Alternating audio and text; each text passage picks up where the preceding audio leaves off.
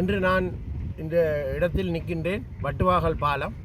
இது எங்களோட 2009 எங்களது 30 வருட கால ஈழ விடுதலை போராட்டம் முற்று பெற்ற ஒரு இடம். இந்த இடத்தில்தான் சர்வதேச நாடுகளின் துரோகத்தனங்களாலும் அவர்களின் குழி பறிப்புகளாலும் நமது ஈழ விடுதலை போராட்டம் முற்று பெற்ற ஒரு இடம். இந்த இடம் இன்று உருக்குலைக்கப்பட்டு கொண்டு வருகின்றது. அதான் எங்களுக்குரிய பிரச்சனை. இன்று வட்டுவாகல் பாலம் என்பது வேறொரு புதிய பாலம் ஒன்று தேவை என்பது 2009 யுத்த முடிவின் பின்னரே தீர்மானிக்கப்பட்ட ஒரு விடயம். அந்த 2010 பின்னர் வந்த 2015 கூட பாராளுமன்றத்தில் 1000 மில்லியன் இதற்காக ஒதுக்கப்பட்டு அனுமதிக்கப்பட்ட ஒரு விடயம். ஆனால் அந்த நேரம் அது அனுமதிக்கப்பட்ட பொழுது அந்த முல்லைத்தீவின் அந்த மூலை தொடக்கத்தில் இருந்து இந்த முடிவு காண எந்தவித சிதைவும் இந்த பாலத்துக்கு இல்லாமல் செய்வதாகத்தான் அந்த தீர்மானம் பாராளுமன்றத்தில் கொண்டு வரப்பட்டிருந்தது. ஆனால் இன்றைய நிகழ்வு இங்கே என்ன நடைபெறுகிறது என்பதை நீங்கள் பார்க்கலாம். இந்த பாலத்தின் தொடக்கம்தான் நாங்கள் எமது மக்கள் சரணடைந்து இல்லாமல் செய்யப்பட்ட இடம்.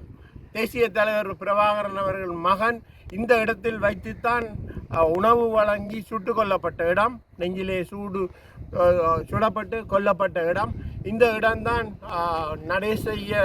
நடேசங்கள் காவல்துறை பொறுப்பாளர் அவருடன் சேர்ந்த அவரது குடும்பம் அவருடன் சேர்ந்த பெருந்தொகையான 152க்கு மேற்பட்ட போராளிகள் எப்படி மரணித்தார்கள் என்று தெரியாமலே காணாமலாக்கப்பட்ட இடம். இந்த இடத்தில் தான் பாலகுமாரன் தன்னுடைய மகனை வைத்துக்கொண்டு அந்த ஆலமரத்துக்கு கீழே இருந்த ஒரு அடையாளம். இன்று அவர்கள் இருவரும் இல்லை. சிறுவனாக இருந்தும் அவரும் இல்லை, அவரது தகப்பனும் இன்று இல்லை, காணாமலாக்கப்பட்ட இடம். அது மட்டுமல்ல, இந்த இடத்தில் தான் நமது மக்கள் தப்பி பிழைப்பதற்காக இந்த தண்ணியில் இறங்கி எதிர்த்தரப்பு இராணுவத்தின் சூடு வேண்டி இரத்த ரணகலமாகிய இடம். எனவே இந்த ஈழ விடுதலை போராட்டத்தில் இது ஒரு அடையாளம். இந்த அடையாளம் இன்று ரகசியமாக உருக்குலைக்கப்பட்டு கொண்டிருக்கின்றது. ராஜபக்ச காலத்தில் வெளிப்படையாக நமது போராளிகளை புதைத்த அவர்களது புனித இடங்கள் அனைத்தும் இடித்து நொறுக்கப்பட்டு இல்லாமல் செய்யப்பட்டது வெளிப்படையாக. இன்று இது ரகசியமாக நமது அடையாளங்கள் ஒட்டுமொத்தமாக இல்லாமல் செய்யப்பட்டு கொண்டிருக்கின்றது இந்த முல்லைத்தீவு மாவட்டத்தில். எனவே இதை பார்ப்பதற்கு எங்களது கட்சிகள் கூட இல்லை. தமிழரசு கட்சி இன்று ஒரு துரோக கூட்டத்தின் கையில் தான் சிக்கி இருக்கின்றது. இன்று இந்த விடயத்தில் முன்னிக்க முடியாத சுமந்திரன் அதுடன் சேர்ந்த சிவஞானம் அவர்களுக்கு அந்த கட்சியை வழி நடத்துவதற்கு என்ன தகுதி இருக்கின்றது? உடனடியாக அந்த கட்சியிலிருந்து இவர்கள் வெளியேறி தமிழரசு கட்சியை ஜன ரீதியில் இயங்க விட வேண்டும். எமது தமிழர்களுக்கான அடையாளம் காணப்பட்ட ஒரே ஒரு கட்சி தமிழரசு கட்சி. அந்த தமிழரசு கட்சியை உருக்குலைத்து விட்டு இன்று சகலதும் நடைபெற்று கொண்டிருக்கிறது. மிகவும் கனகச்சிதமாக நடைபெற்று கொண்டிருக்கின்றது. எனவே இதை பற்றி கதைப்பதற்கோ அல்ல இந்த விடயங்களை கதைப்பதற்கோ இன்று எமது கட்சிகளில் ஆட்கள் இல்லை. ஆனால் தங்களுக்குள்ளே அடிபடும் பிரச்சனைகளை கொண்டு வந்து கதைப்பதற்கும் அதை வெளியே காட்டி கொடுத்து ஒவ்வொரு விடயங்களை பெருசாக்கி அதற்றின் ஊடாக இந்த தமிழரசு கட்சியை இன்னும் எப்படி அழிக்கலாம் என்பதற்காகத்தான் உள்ளே இருப்பவர்களும் வெளியே இருப்பவர்களும் சேர்ந்து பயணித்து கொண்டிருக்கிறார்கள். ஒரே பயணம். அதே போல்தான் முக்கியமாக என்னுடைய விடயம் இந்த பாலம் அந்த நேரம் தீர்மானிக்கப்பட்டபடி 1000 மில்லியனில் ஊடாக இந்த பாலத்துக்கு எந்தவித சேதங்களும் இல்லாமல் செய்யப்பட்டிருக்க வேண்டும். அது தவறி இன்று சகலதும் உருக்குலைக்கப்பட்டு இங்கே நீங்கள் பார்க்குறீர்கள் இதற்கான ஒரு பாதை போடப்பட்டிருக்கின்றது என்றால் இது ஒட்டுமொத்தமாக உடைக்கப் போகிறார்கள். ஆனால் ஆரம்ப காலத்தில் நான் கேட்டபொழுது இந்த பாலம் உடைக்கப்படாது. அதான் உண்மையான விடயம். இந்த பாலத்தை தற்காலிகமாக வைத்துக்கொண்டு இன்னொரு பாலத்தை போட்டிருக்க வேண்டும். அதான் நியாயம். இந்த பாலத்தை உருக்குலைக்கிறார்கள் என்றால் இது உள்நோக்கம் கொண்ட இந்த அரசு செய்யும் ஒரு செயல்பாடு என்பது வெளிப்படையாக இந்த விடயத்தில் தெரிய வருகிறது. இதில் இந்த முல்லைத்தீவில் இந்த மண்ணிலிருந்தும் இந்த மண்ணில் தமிழ் மக்களாகி இருக்கிற இந்த மண்ணில் போல் வழிகளை சுமந்தாக்களும் இந்த தற்போதைய அரசாங்க தேசிய மக்கள் சக்தி இந்த இந்தியாவாக இருக்கணும். அவையில் இது தொடர்பாக அவையின் நிலப்பாடுகள் பேசாமல் மௌனமாக இருக்கிற தொடர்பாக உங்கள் கருத்து? உண்மையாக தேசிய மக்கள் சக்தி இந்த மண்ணில் வெற்றி கொண்டது தேசிய மக்கள் சக்தியின் வீறு கொண்ட எழில் நடிகால் அல்ல. அவர்கள் வெற்றி கொண்டது எமது மக்களுக்கு சரியான ஒரு அடையாளத்தை காட்டுவதற்கு ஒரு கட்சி இல்லாமல் போனதுதான் வந்த விடயம். ஒரு சில தற்குறிகள் போல் இருந்து தாங்கள் மட்டும் வெல்ல வேண்டும் என்பதற்காக ஒட்டுமொத்த வன்னியில் ஒட்டுமொத்த ஆசனங்களும் தமிழர்கள் கையில் தான் இதுவரை காலம் இருந்தது. இன்று அது ஒரு சிங்கள கட்சிக்கு முழுமையாக செல்கிறது என்றால் அது ஏன்? மக்களுக்கு இவர்களிடம் விரும்பியவர்கள் போடவில்லை. மக்களுக்கு மாற்றி தெரிவு ஒன்று இல்லை. எமது கட்சிகளில் தமிழர்களில் இருந்தவர்களே துரோகிகளாக மாறிய பின் இவர்களுக்கு போடுவதை விட முக்கியமாக சுமந்திரனை நேரடியாக சொல்லலாம். சுமந்திரனுக்கு சரியான பாடங்கள் மக்கள் கொடுத்திருக்கிறார்கள். எமது தமிழரசு கட்சியில் சுமந்திரன் தோற்கடிக்கப்பட்ட ஒரு ஆள். கட்சி தேர்தலில் மீண்டும் அவர் பாராளுமன்ற தேர்தலில் பலரை 7-8 பேரை இறக்கி அவர்களின் வாக்குகளை வைத்துக்கொண்டு தான் வரலாம் என்ற ஒரு நப்பாசையில் தேர்தலில் இறங்கியிருந்தார் சுமந்திரன் அவர்கள். சுமந்திரன் இறங்கி என்ன செய்தார்? படுதோல்வி அடைந்தார். எனவே 2வது தோல்வி. 3வது பிரதேச சபையில் அவரது வட்டாரம் படுதோல்வி அடைந்தது. தமிழரசு கட்சி படுதோல்வி. அவர் ஒரு சுயேட்சையிடம் தோற்றிருந்தார். எனவே 3 தோல்விகள் உங்களுக்கு தரப்பட்டிருக்கின்றது. இன்று இந்த கட்சியை நடத்துவது என்ற ஒரு ரகசிய நிகழ்ச்சி நிரலில் ஒரு கட்சிக்கு எதிராக, தமிழரசு கட்சிக்கு எதிராக ஒரு வழக்கை தாக்கல் செய்து அதை முடக்கி வைத்து கொண்டு இப்படியான விடயங்களை கட்சியை கையில் வைத்து கொண்டு தேவையான விடயங்களை செய்யாமல் நீங்கள் செயற்படுவது சரியானது அல்ல. தந்தை செல்வா நினைவு நிகழ்வு நான் பார்த்தேன் யாழ்ப்பாணத்தில். யார்? ஜிஎல் பீரிஸ் 2010ஆம் ஆண்டு ஏப்ரலில், அதாவது அவர்தான் வெளிநாட்டு அலுவல்கள் அமைச்சராக பொறுப்படுத்தி 5 வருடங்கள் இருந்தார். யுத்தம் உருக்குலைக்கப்பட்ட பின் வந்த ஒருவர். எமக்கான சகல ஒரு இனப்படுகொலை இடம்பெற்ற ஒரு இடம் இது. இந்த இனப்படுகொலை நடைபெற்றதையே இல்லாமல் காட்டி ஐநா சபையில் இனப்படுகொலையே இல்லை என்பதற்கு அடையாளமாக நின்று குரல் கொடுத்து எங்களை உருக்குலைத்தோரால் தான் ஜிஎல் பீரிஸ். அவரை இன்று சுமந்திரன் அழைத்து வந்து யாழ்ப்பாணத்தில் ஒரு நிகழ்வு நடத்தி, அதுவும் அவர் எமது ஒரு தலைவன், தூய்மையான ஒரு தலைவனுக்கு நிகழ்வு செய்கிறீர்கள் என்றால் நீங்கள் எவ்வளவு தூரம் வெள்ளையடிக்கிறீர்கள்? நீங்களே போய் சிந்தித்து பாருங்கள். நீங்கள் செய்வது சரியான. வெளிநாட்டு அலுவல்கள் அமைச்சராக இருந்த காலத்தில் மஹிந்த ராஜபக்சவும் பாங்கிமூனும் ஏற்றுக்கொண்ட ஒரு விடயம், ஈழத்தமிழர்களுக்கான ஒரு விடுதலையை கொடுக்க வேண்டும். இந்தளவு அழிவுகளுக்கு பின்னர் கொடுக்கப்பட வேண்டும். ஒரு மீள் நிகழாமையை உறுதிப்படுத்த வேண்டும். 2வது. 3வது, இங்கே நடத்தப்பட்ட இனப்படுகொலை போர்க்குற்றங்கள் அனைத்தும் விசாரிக்கப்பட்டு நியாயமான தண்டனைகள் வழங்கப்பட வேண்டும். காணாமல் ஆக்கப்பட்டவர்களுக்கான முடிவுகள் வழங்கப்பட வேண்டும். இப்படியாக சகலதையும் தீர்மானித்த ஒரு விடயத்தின் பின்னர் பொறுப்படுத்தவர் தான் இந்த ஜிஎல் பீரிஸ். வந்து சகலதையும் உருக்குலைத்த பின் இன்று நீங்களும் சேர்ந்து வருகிறீர்கள் என்றால் அன்று தொடக்க நீங்கள் யாருடைய ஆள்? நீங்களே சிந்திச்சு கொள்ளும். மக்கள் சிந்திப்பார்கள். நீங்கள் நிச்சயமாக உடனடியாக எமது தமிழரசு கட்சியை ஜனநாயக ரீதியில் செயல்படுவதற்கு விடுவீர்களாக இருந்தால் இந்த உடைப்பு கூட நடந்திருக்காது. இங்கு அதை பற்றி கதைப்பதற்கு எவரெவர் முன்னிப்பார்களோ இந்த வடமாகாணத்தில் நான் நினைக்கிறேன் ஒரு 30 பேர் வரை. அனைவரும் தேசியத்தை நேசித்தவர்கள், அனைவரும் இன்று கட்சியிலிருந்து வெளியேற்றப்பட்டிருக்கிறார்கள். ஏதோ ஒரு காரணங்களை சொல்லி வெளியேற்றப்பட்டிருக்கிறார்கள். அவர்கள் அனைவரும் உள்ளே வர வேண்டுமாக இருந்தால் தமிழரசு கட்சி ஜனநாயக ரீதியில் மீண்டும் புனரமைக்கப்பட வேண்டும். இதுதான் என்னுடைய வேண்டும். இந்த பிரதேசம் இருக்கிற சபையும் வந்து தமிழரசு கட்சியிலிருந்து பறிகோ இருக்கு.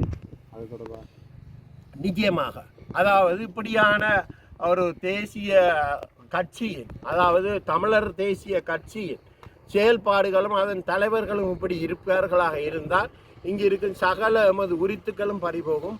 எமது உரிமைகளை பற்றி கதைப்பதற்கு கூட யாரும் இல்லாமல் போவார்கள். நான் நினைக்கிறேன் நீங்கள் அதையும் இருக்க பார்க்கலாம். எமது பாலம் எப்படி உடைக்கப்பட்டு கொண்டிருக்கின்றது என்பதை நீங்கள் பார்க்க வேண்டும். பார்த்தால் உங்களுக்கு விளங்கும். சைனாவில் ஒரு காலத்தில் பாரிய இளைஞர்கள் ஒரு போராட்டத்தை செய்தார்கள். நான் சீனாவுக்கு போயிருந்தேன். அங்கு பாரிய போராட்டத்தின் பின் அந்த போராட்டத்தை அடக்குவதற்காக புல்டோசர்கள் கொண்டு 2000 பேர் அந்த இடத்தில் நசிக்கப்பட்டு கொல்லப்பட்டார்கள். ஆனால் இன்றும் அதற்கான தூவி கட்டப்பட்டு அந்த நசித்து கொல்லப்பட்ட நாள் ஞாபகப்படுத்தப்பட்டு வருகிறது. எங்களால் அது செய்ய முடியவில்லை, இந்த மண்ணில் செய்வதற்கு முடியவில்லை. உள்ளே இருந்து துரோகிகள் மேலிருந்து வருகின்ற பொழுது, இந்த கட்சி ஒட்டுமொத்தமாக உருக்குலைக்கப்பட்ட பொழுது எங்களுக்கான எந்த ஒரு நல்ல விடயங்களை கூட நாங்கள் செய்ய முடியவில்லை. யுக்ரைனுக்கு போனால் யுக்ரைனில் கடந்த கால யுத்தத்தில் கொல்லப்பட்டவர்களுக்கான நினைவு தூவிகள் என்று சகலதும் உண்டு. நமது தேசத்தில் கொல்லப்பட்டவர்களுக்கு எதுவுமே இல்லை, இருந்ததையும் உடைத்து நிர்மூலமாக்கி விட்டார்கள். முள்ளிவாய்க்காலில் ஒரு தூவி கட்டுவதற்கான விடயங்கள் கூட இல்லை. எமது ஈழதேச விடுதலை போராட்டத்தை முன்னகர்த்தக்கூடிய எந்த ஒரு விடயத்துக்கும் இன்று இருக்கும் இந்த தமிழரசு கட்சியின் புல்லுருவிகள் முன்வரப்போவதில்லை. இதுதான் உண்மை. சரி, தமிழர் ஏன் இந்த இப்போ நீங்கள் சொன்ன மாதிரி ஏன் இந்த போர் நடந்த ஒரு மண்ணில் இப்படியான இருக்கிற நினைவு சின்னங்கள் ஏன் முக்கியம்? ஒரு போர் நடந்த ஒரு இடத்தில் கொல்லப்பட்டவர்களை நிச்சயமாக அந்த யுத்தத்துக்காக எமது விடுதலை புலிகளின் போராளிகள் 25,000 பேர் தங்களது உயிர்களை ஈந்திருக்கிறார்கள் என்றால் அனைத்தும் எங்களது உறவுகள், எமது தமிழர்களின் இரத்தத்தில் பின்னி பிணைந்த உறவுகள். அவர்கள் அவ்வளவு உயிர்களையும் தாங்கள் தானமாக இந்த யுத்தத்துக்கு கொடுத்தார்கள் என்று சொன்னால் இந்த மண்ணுக்காக கொடுத்தார்கள். அதை மறந்துவிட்டு எமது மக்கள் அதை மறந்துவிட்டு நாங்கள் செயல்படுவோமாக இருந்தால் நிச்சயமாக அதன் விளைவு ஒட்டுமொத்தமான அழிவை நாங்கள் சந்திக்க வேண்டித்தான் இருக்கும். ஆனால் இன்று பலஸ்தீனத்தை எடுத்துக்கொண்டால் கூட இவ்வளவு கொலைகள் நடந்தும் அவர்கள் அந்த மண்ணை விட்டு விலகாமல் அதுக்குள்ளேயே தான் இருக்கிறார்கள். நாம் சூழ்ச்சிகள் மூலம் அனுப்பப்பட்டு எங்களது போராட்டம் முடிவுக்கு கொண்டு வரப்பட்டது. சரி, அந்த உன்னதமான ஒரு நினைவு நிகழ்விலே அவரை கொண்டு வந்தது ஏற்க முடியாத ஒரு விடயம் என்று சொல்லியிருக்கிறேன். முற்று முழுதாக தமிழர் கட்சியினுடைய தவறு என்று குற்றம் சாட்டியிருந்தார். ஆனால் அந்த இடத்திலே தமிழ் ஜனநாயக தமிழ் தேசிய கூட்டணியைச் சேர்ந்த சுரேஷ் பிரேமச்சந்திரன், தர்மலிங்கம் சித்தார்த்தன் போன்றவர்களும் அந்த இடத்திலே கலந்து கொண்டிருந்தார்கள். அப்படி என்றால் அவர்கள் இதை ஏற்றுக்கொண்டிருக்கிறார்கள் தானே? நிச்சயமாக அப்படி அல்ல. இன்று சங்கு அணி என்று ஒரு இடையிலே ஒரு தேர்தல் நடைபெற்றது, சரிதானே? இவர்கள் இந்த கட்சிகள், அதாவது தமிழ் தேசிய கூட்டமைப்பில் இருந்து வெளியே இருந்து செயல்பட்டு கொண்டிருக்கும் பிளட், இபிஆர்எஃப் மற்றும் டெலோ உட்பட இந்த கட்சிகள் அனைத்தும் இன்று தங்களது சின்னத்துக்காக பின்னால் போகும் ஒரு குரூப்பாக மாறிவிட்டார். அவர்களுக்கு தெரியும், எங்களால் போய் மக்களிடம் எதுவுமே சொல்வதற்கு இல்லை. எதை சொல்வது? நாம் தூள் விற்று வியாபாரம் செய்ததை சொல்வதா, கொலைகள் செய்து இங்கு வந்து நின்றதை சொல்வதா? எதை நாங்கள் சொல்வது? எதையுமே சொல்ல முடியாது. எனவே இவர்களுக்கு தேவை ஒரு சின்னம். ஆரம்பத்தில் வீட்டு சின்னத்துடன் நின்றால் மட்டும்தான் தங்களுக்கு ஆசனங்கள் கிடைக்கும் என்பதற்காக நின்றார்கள். கடைசியாக அந்த வீட்டு சின்னத்தில் நிற்க முடியாமல் போய்விட்ட பொழுது சகல பொது அமைப்புகளும் சேர்ந்து சங்கு என்ற ஒரு சின்னத்தை கொண்டு வந்து அறிமுகப்படுத்தி செய்தார்கள். சூழ்ச்சித்தனமாக அந்த சின்னத்தை வைத்துக்கொண்டு மீண்டும் ஒரு அரசியல் செய்யலாம் என்ற ஆசையில் இவர்கள் செயல்பட்டார்கள். அந்த ஆசையும் அவர்களுக்கு தவிடுபடியாகிய பின் இன்று மீண்டும் அதே வீட்டு சின்னத்தின் கீழ் எங்களுக்கு ஆசனங்கள் கிடைத்தால் போதும், இந்த தமிழ் மக்களின் விடுதலையோ, தமிழ் மக்களின் இந்த ஈழ விடுதலை போராட்டத்தில் நடைபெறும் இந்த அநியாயங்களை தட்டி கேட்பதோ இதுகளுக்கு முன்னிப்பதற்கு அவர்கள் வரவில்லை. அவர்களது எண்ணம் அது அல்ல என்பது உறுதியாக தெரிகிறது. அப்படி தெரியும் பொழுது அவர்கள் ஜிஎல்பிரிஸ் இல்லை, நீங்கள் படுகொலை செய்த நமது மக்களை படுகொலை செய்தவங்களை நேரடியாக கொண்டு நிப்பாட்டினாலும் அவர்கள் இந்த நிகழ்விலும் போய் நின்று தேநீர் குடிப்பார்கள். சரி, இன்னும் ஒரு முக்கியமான விடயம். உண்மையிலே தமிழ் தேசியத்துக்கு எதிரானவராக எம்.ஏ. சுமந்திரன் அவர்களை குற்றம் சுமத்துகிறீர்கள். அவர் தமிழ் தேசிய அரசியலிருந்து நீக்கப்பட வேண்டியவர்கள் என்றெல்லாம் உறுதியாக சொல்கிறேன். ஆனால் அப்படியான ஒருவரை இந்த தமிழ் தேசிய கட்சிகளில் இருக்கின்றவர்களால் ஏன் நிறுத்த முடியவில்லை, அல்லது அரசியலிருந்து அவரை ஒதுக்காமல் இருப்பதற்கான காரணம் என்னவாக இருக்கிறது? மக்கள் அரசியலிருந்து ஒதுக்கி விட்டார்கள். அதுக்கு உங்களுக்கு 3 அடையாளங்கள் நான் சொல்லிவிட்டேன் ஏற்கனவே. முதலாவதாக எமது கட்சி நிகழ்வில் அவர் ஒதுக்கப்பட்டார். அதிலிருந்து மீண்டு வருவதற்கு எந்த வழியும் இல்லாமல் தான் ஒரு வழக்கு தாக்கல் செய்யப்பட்டது. அவர் செய்யவில்லை, இன்னும் ஒருத்தர் செய்தார் என்று சொல்கிறார்கள். அந்த செய்த நபருக்கு வழக்கண்டால் என்னென்று தெரியாது, எப்படி வழக்கு தாக்கல் செய்வதென்று தெரியாது. அவர் ஒரு முழு பொம்மை. அந்த பொம்மையை வைத்து நடத்திய யார் இவர் என்பது விசாரிக்கப்பட வேண்டும். இன்று வரை தமிழரசு கட்சி அந்த பொம்மையை நடத்தியவரை விசாரிக்கவில்லை. முதலாவது விடயம். அடுத்தது, அவர் இது ஈழதேச விடுதலை போராட்டத்துக்கு உரிமையானவராக இருப்பாராக இருந்தால் இந்த ஜிஎல்பிசியை கொண்டு வந்திருக்க மாட்டார். இப்படியான நிகழ்வுகள் நடப்பதற்கு எமது கட்சியை தூண்டிவிட்டு எமது கட்சியை வைத்துக்கொண்டு போராட்டங்களை நடத்தி இவற்றை தடை செய்திருக்கலாம். அது செய்யவில்லை. இன்னும் என்ன நடக்கின்றதோ இதுகள் ஒன்றும் நடக்காது. வழக்கு ஆடுவது என்பதை வைத்துக்கொண்டு இங்கே நாங்கள் எதுவுமே கதைக்க முடியாது. வழக்கு ஆடுவதற்கு ஊறுபட்ட சட்டத்தரணிகள் இருக்கிறார்கள். பணத்தை கொடுத்தா இந்த சட்டத்தரணியும் வழக்காடுவார்கள். வழக்காடிவிட்டு அதை ஃபேஸ்புக்கில் போட்டுக்கொண்டு ஃபேஸ்புக்கில் ஒரு கொஞ்சம் நபர்களை தனக்கு சார்பாக வைத்துக்கொண்டு இந்த தமிழர் தேசிய அரசியலை நடத்தலாம் என்று நினைத்தால் அது அவர்களுக்கு பகல் கனகாக முடியும். 3 தேர்தலில் கொடுக்கப்பட்ட தோல்வி நீங்கள் மறந்துவிட்டீர்கள் என்றால் 4வதிலும் உங்களுக்கு அது கிடைக்கும். இல்லை, என்னுடைய கேள்வி அதுவல்ல. ஆனால் மக்கள் அவரை நிராகரித்திருக்கிறார்கள். ஆனால் இந்த தமிழ் தேசிய கட்சிகள் ஏன் இணைந்து அவரை அந்த அரசியலிருந்து நீக்க முடியவில்லை, அல்லது அவருக்கு எதிரான தீர்மானங்களை இன்னும் எடுக்க முடியாத அளவுக்கு இருக்கிறார்கள்? தமிழரசு கட்சியில் இருந்த பலவீனம், அவர்கள் முதலாவதாக அந்த தலைவர், அதாவது மாவை சேனாதி ராஜா, இத்தனை குற்றமும் எவரும் சொல்லலாம். ஆனால் இந்த ஈழதேச விடுதலை போராட்டத்தின் ஆரம்ப காலகட்டத்தில் இருந்து தன்னுடைய உயிர் போகும் வரை எங்கள் தீவகத்திலே அடித்து கொலை செய்து செத்து விட்டார் என்று போட்ட ஒரு நபர் தான் அவர். பின்னர் அவர் இதாக உயிர் தப்பி இருந்தார். சரிதான்.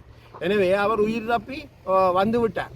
மீண்டும் ஒரு சின்ன குற்றச்சாட்டை வைத்து அவரது தலைமை பதவியை பறித்து ஒரு பொம்மையை தலைமையாக்கி அந்த தலைமைகளை வைத்துக்கொண்டு ஒரு மத்திய குழு போர்வேலி ஒன்றை வைத்துக்கொண்டு, ஏன் ஒரு தலைவரை நீக்கியது தவறு என்று நான் சொல்லியிருந்தேன்.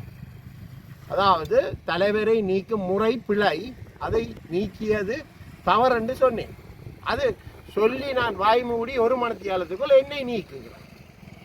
இங்கே உங்களுக்கு விளங்கவில்லையா? எது நியாயம், எது நியாயம் இல்லை. எனவே இதுதான் இங்கே நடந்து கொண்டிருக்கு. அப்படியான ஒரு தற்குறி கூட்டம் ஒன்றின் முன்னால் இந்த தமிழர் ஈழதேச விடுதலை போராட்டம் தோற்கடிக்கப்பட போகின்றது அவர்களின் கையால். அப்படி என்றால் தமிழ் தேசிய அரசியலை கொண்டு செல்வதற்கு சரியான தமிழ் தேசிய கட்சிகள் இல்லை என்று சொல்கிறீர்களா? நிச்சயமாக இல்லை. இன்று இருக்கும் கட்சிகள் அப்படி இருப்பார்களாக இருந்தால் அவர்கள் முன்வர வேண்டும். அனைவருமே போய் அவர்களுடன் சேர்ந்து எப்படி கூட்டி சேரலாம் என்று நிற்கிறார்கள் என்றால் அவர்களுக்கு அந்த அருகதை இல்லை. நான் முக்கியமாக சொல்வது இந்த தமிழ் தேசிய கூட்டமைப்பிலிருந்து விலகி நின்றவர்களைத்தான் நான் சொல்லுகிறேன்.